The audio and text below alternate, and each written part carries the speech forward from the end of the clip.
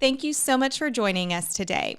Before we begin, I want to announce that on September 7th, Finding Hope presents Run for Hope, formerly known as our sobriety sprint.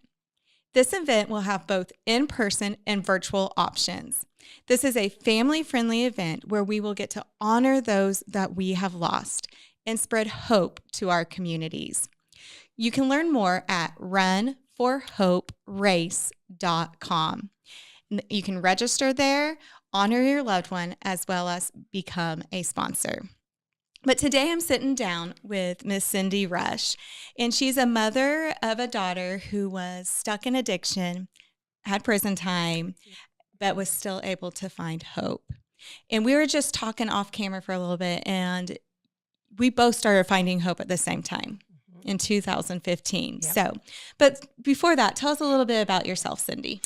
Well, like she said, I'm Cindy Rush, and I live in Yukon, Oklahoma with my husband, Lynn, and our little dog, Trixie. Aww. And I have two daughters, actually, and one amazing 7-year-old granddaughter. Yes. Well, great. I love your little granddaughter. She's just so cute. She's I see the best. Yeah. pictures of her all the time. Yeah. So, and you're retired now. I correct? am retired. So what do you do in your free time, if you have free time? Whatever I want. That's what I always say. It's wonderful. We love retirement. We don't really do a lot. We travel when we can, but we spend a lot of time with Ellie, and I'm able to go see Julie in Wichita whenever I want to and just take time. And we've been able to go see family and friends. And so it's great. It's the best thing ever. Well, great. That's awesome. So glad you guys get that opportunity to do that now. Yeah. So, but let's jump in. Our listeners are here, and I invited you. We're going to actually have Julie on another episode, but I wanted you to come first and just share, though, how addiction has impacted your family. Well, truth be told, both of our daughters struggled with addiction. And in both cases, we knew nothing about it. And in fact, our younger daughter started an addiction much earlier, and she went through it, came out of it, has now been sober for, I think it's like 10 years. And we just never learned about it because she had to get out of it, and she did by herself, basically. So when Julie got involved in her addiction later in life, in her 30s, we were again unaware of what was going on. We didn't recognize the signs. We just didn't know what was going on. And then she just disappeared, and it just kind of crushed our life, I think. Yeah, that's real interesting because my husband started in his 30s too. And people are like, how did it, you hear all these stories, started when I was 12 or 15 or in the, early ages. But it was in his 30s and it was in Julie's 30s. And so when she disappeared, like, what was your thoughts? Well, it was hard. I don't even know what I thought because I just couldn't believe what was happening, not knowing where she was. She truly, when I say she disappeared. One day she was at her house. The next day she was gone without a word. And it was months before we knew anything about what was going on. And it's just so devastating. The unknown is so devastating. And, and then that just kind of began our journey of the only way we knew where she was when she was in jail. Wow. Yeah. Thankfully, she was in jail a lot. So we kind of knew from time to time, at least, that she was still alive. And we kind of knew what area of the state she was in, but we didn't know really what was going on. And again, we still didn't know what happened. Why did this happen? When did this get so bad? All those just questions. Seemed like, it just seemed like overnight, but it wasn't overnight. So what did you do during that time? Like when she disappeared and it sounds like, were you checking the jails? Like, were you checking the records? Our youngest daughter was much more tech savvy than we are. And she was able to get on and she knew where to look. And so she would kind of communicate with us when she would periodically, find out where she was at, what was going on. But I just, at that time, it was just so unknown and so you just can't understand it. Mhm. And I kind of found myself going into, a huge depression and that's when the isolation started and I didn't want to see anybody, I didn't want to talk to anybody. I didn't want to go be with friends.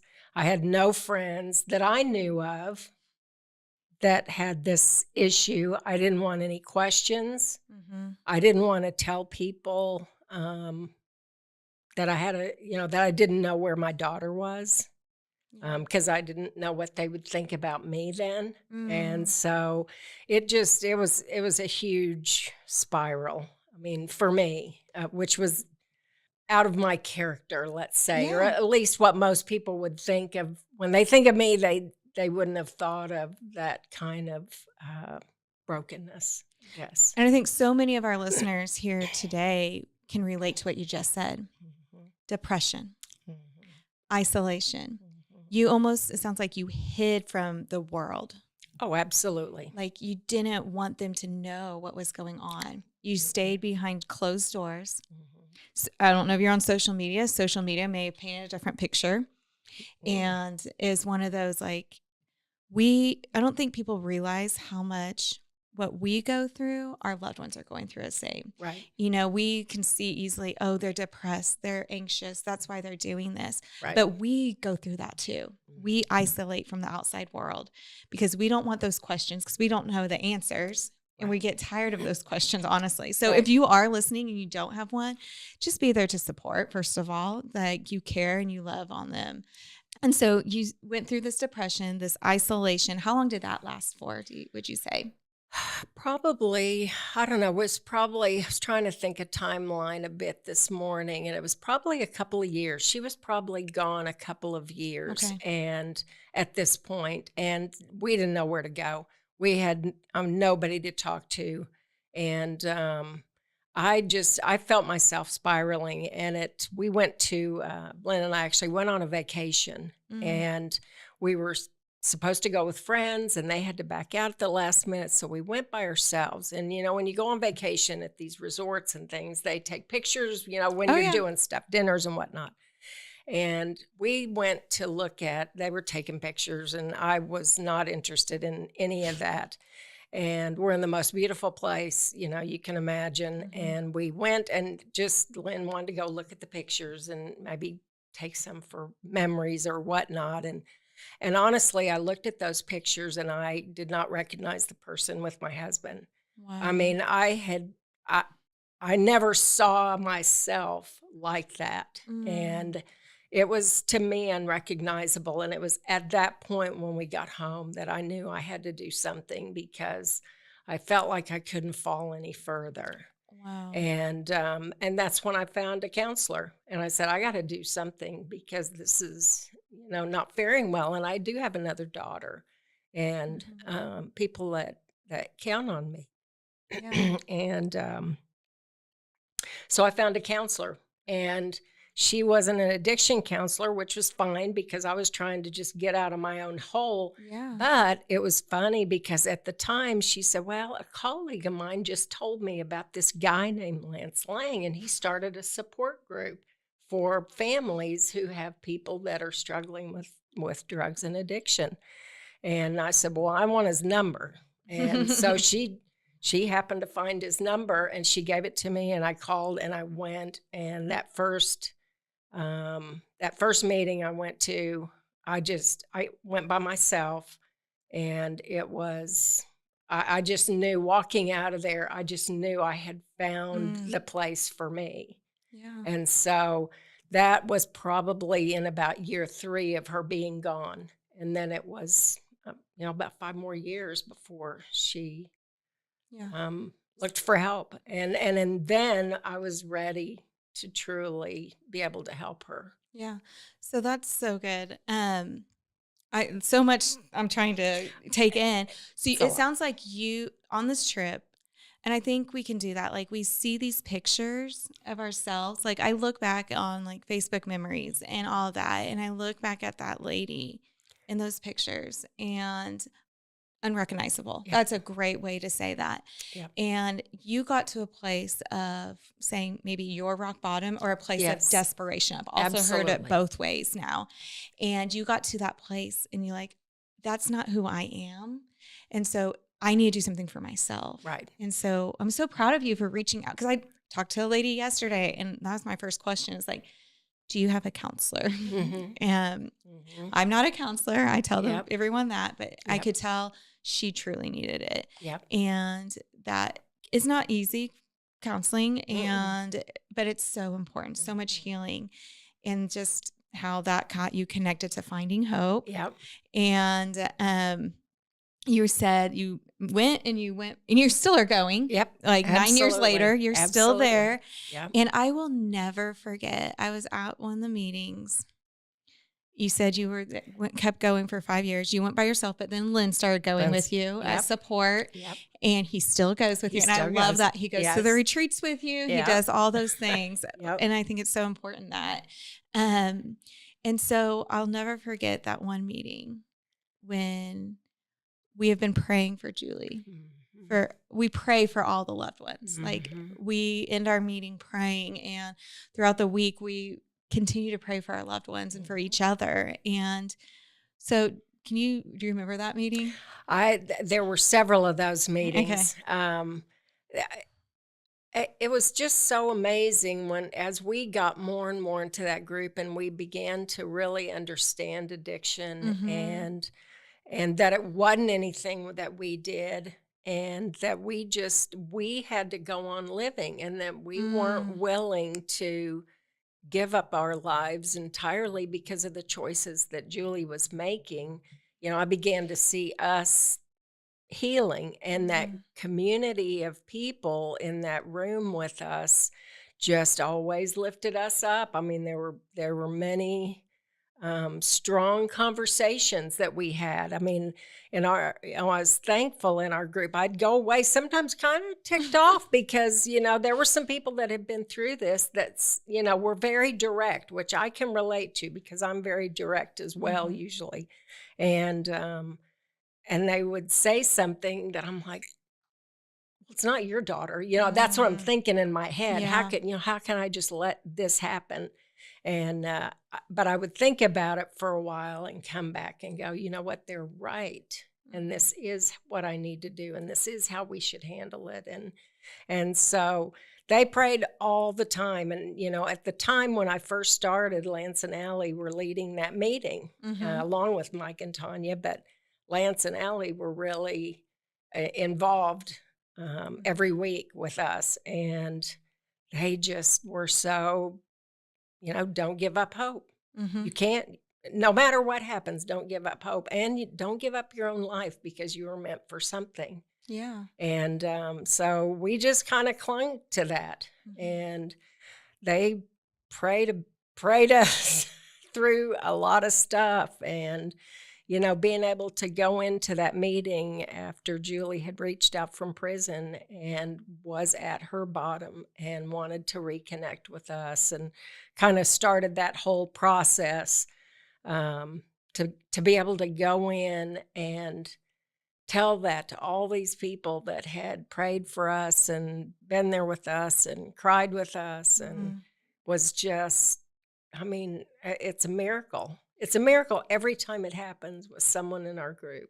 So take us back a little bit. You said that you got to go to the meeting and share that you got this phone call. What did you think was going to happen on that phone call initially? The first phone call with Julie, I was at work, and I had gotten to the point in my life where I had just said, Lord, she is yours, and I have my life, and I have Sarah, and I have Lynn, and we had Ellie, and I said, whatever happens to Julie, it's in your hands. And I had, as parents of addicts, we give them up and we take them back a million times. And I finally felt like I had given her up. Wow. And because I had that peace that you get when you truly give something up and you're just ready to give it to him and let whatever happens, happens. So I was kind of going about my day at work. This wasn't a bad day, and I was normal things going on, and I get a phone call, and on the other end of the line, it's Julie saying, "Mom, it's me. I just want you to know where I am and that I'm okay and that I'm going to be okay. And I don't want anything. I just want you to know that I'm okay." Mm. It was, I was speechless for a bit because I couldn't believe she was on the other end. I mean, she had never called. She'd probably only called twice in the previous number of years. And it was always not a good phone call. And this was the first one where I knew something had changed in her. That's wow. That's a lot. Like It knowing, is a like lot. you kept giving her to the Lord, taking her back, taking her back, and you fully surrendered. Yep. And had peace about it, which is hard. Yes, it's very hard. We all know, like, we know the other outcome of this. Absolutely. Our run for hope, we honor those who have lost their lives to this disease. Yep. And so we know that, and we know what that other outcome can be. Yep. And so she went to prison. Yep. And she did her thing, served her time there, and then what happened? Yep. And while she was in prison, we really began to rebuild our relationship. Okay. I mean, Lynn and I drove up there probably every week or every couple of weeks at 2.5 hours there and back. And just to visit with her, just to talk with her, just to see how she was doing. We just, in the back of your mind, you always are thinking, is she really going to be able to hang on? And prison's not always the best place to get sober. It's not the easiest place to get sober. But it happens. It happens. Mm-hmm. And so we began rebuilding our relationship there. And she got to know her niece in prison, that's where she became Sissy. And because leaving with Sarah one time, Sarah turned around to Julie and said, "Bye, sis." And Ellie was just learning to talk, and she said, "Bye, Sissy." And forever since, she's been Sissy. So that's prison? a great story in prison, in the prison yard. Yeah. But anyway, we began rebuilding our relationship there. And, as she talked about getting out, because she was in a program there that was going to be able to allow her to get out in like 18 months if she was successful. She was going to have to go somewhere. And, while I was there, we talked about finding hope all the time. And I said, "Well, I don't know what you're going to do after you get out, but I said, you can't come home. And so you are going to need to find somewhere to go to, to maintain this." And she said, "I know." And so I told her about Hope is Alive. I said, "It's the only thing I know." And I said, "You can go anywhere you want. This is not my choice. It's yours. But here, this is all I know." And I said, "I'll give you the contact numbers, and I'll make sure you have money to make a phone call and to the right people." And all this time, I'm communicating with Amanda and Lance, going, how do I do this? What do we do? I'm So kind of panicking on the inside. How do we make this happen? If she wants to do this. But at the time, and Julie said at the time, she said, "I will go anywhere you want me to go because I just want my family back. And so whatever you want, I'm going to do it." And so she did all the things she was supposed to, made all the calls she was supposed to. And that sounds like her point of desperation. Yeah, so we'll hear her absolutely. story later to really find out. But so for me though, it was like, I just can't believe this is happening. Yeah, because it's unbelievable when things come together after you've given it to God, and He makes that way for what you think is impossible to happen. Yeah, absolutely. And so she did all the phone calls, did it all. She moved into our program. She moved in 3 She days graduated our program. Yep. And she's on staff. And so we'll get to hear, like I said, her story on the next episode. So I don't want to share. This is more your story. Yeah. And so, first of all, why do you keep going to Finding Hope even though she's sober? I get that, they're sober, I don't need to go anymore. You were there for 5 years while she was in active addiction in prison, didn't know where she was. Yeah. And you continue to go. You continue to go to our retreats and do all the things and stay connected to this community. Yes, why? Because they're my community. I mean, that truly is why. I mean, we have made good friends there, and it's important for me to be able to talk to new people coming in, Mhm. and just being an example, I guess, of that things really can change. And as hopeless as it seems when you come in, especially that first time when Mhm. you come into one of those meetings, to hear the success stories, I Yeah. think that's important. It can't all be about, everyone's in a bad place. And Yeah. to me, it's important that those of us that have been blessed with this outcome, um, to be able to share that story and to share too. It's still an ongoing. It's an ongoing process. When you have an addict in your family, nothing is ever Mhm. 100%. It's just not. That's just the nature of the disease, and so just continuing to get that camaraderie from people, to have them there no matter what is happening, whether somebody has a relapse and Mhm. or not, or they are still in addiction for 30 years. Yeah. You just want to be there for them, and that's how I feel about the people in our group. I mean, I just love them. Well, and you said 5 years. So many people think, I'm going to go to Finding Hope. They're going Yeah. to fix my addict. They're going Yeah. to do all this. Yeah. But really, it's about us. It's Absolutely. about finding that community, that support group that you can call and be like, Yes. I want to take him back from God or her back Yes. from God. Like, Yes. I need you to support me through that. Yep. You've walked this path ahead of me. Yep. What worked for you? How did Yep. you get through that? And, being there for those 5 years and shifting and setting that boundary when she was in prison, Yeah. like you had rebuilt that relationship, how easy it would have been like, yeah, you're doing so well, just come home. Yeah. Oh, yeah. And, you set that boundary, like, here's some resources. You Yeah. can't come home, but here are some resources. Yeah. And that's something you learn at Finding Hope You and do. have that support from that group Absolutely. through it. So Absolutely. if there is a mom out there listening and her daughter, it's your daughter, Yeah. or maybe it's a son, is listening, what encouragement would you give her? I would say be patient. Don't give up hope. You got to find your people. Mm, You've got to find a group. mm-hmm. Finding Hope was it for us. Maybe there's something else, but whatever it is, Mm-hmm. you got to find it. You got to find your people, and you got to be able to talk about it, because the worst thing I know for me was being silent and just keeping it all inside. And you got to be able to share what's going on, and you need to be with people going through the same thing. You Yeah. do. You just need that. Well, you don't get it unless you live it. We say That's it all right. the time. And Yep. my best friend doesn't get it, Yeah. but my Finding Hope people get it. Yeah, that's right. Yeah. So, I mean, it's just, it is that. Keep praying, keep having hope. Yeah. And just be patient, because we're not on our clock. Yeah, absolutely. It's God's timing, and we don't know how long that's going to take. And for some it'll be shorter, some it'll be longer, but you just got to be patient. Yeah. Have faith. And if Julie was sitting here right now, what would you tell her? Oh gosh. I would tell her how incredibly proud I am of where she's at and what she's doing.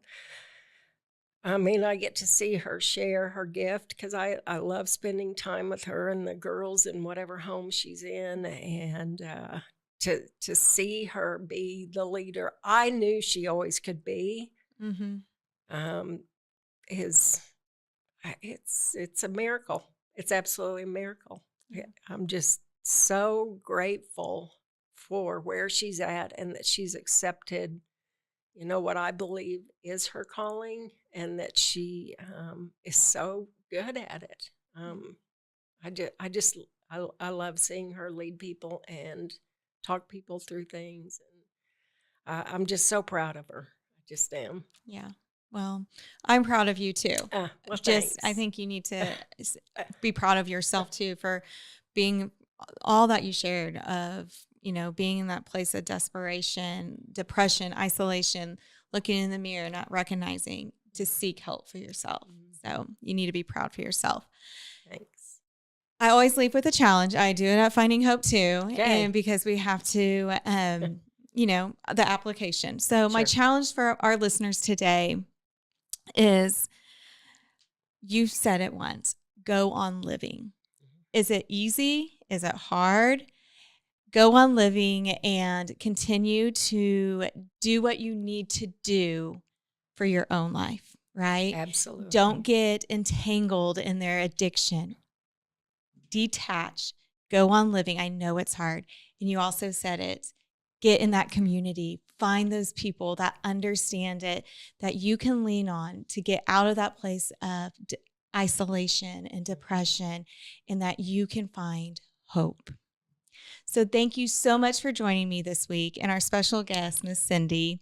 And you can learn more about Finding Hope at FindingHope.Today to get plugged into one of our local meetings, as well as we have amazing Zoom meetings that anyone across the United States and beyond can join us. And also, don't forget to learn more about Run for Hope at runforhoperace.com. But before you go, be sure to give us a 5-star review, share this on social media, and subscribe to our next hope-filled episode. So thanks again for joining us. And remember, you are not alone. It's not your fault. And there is hope.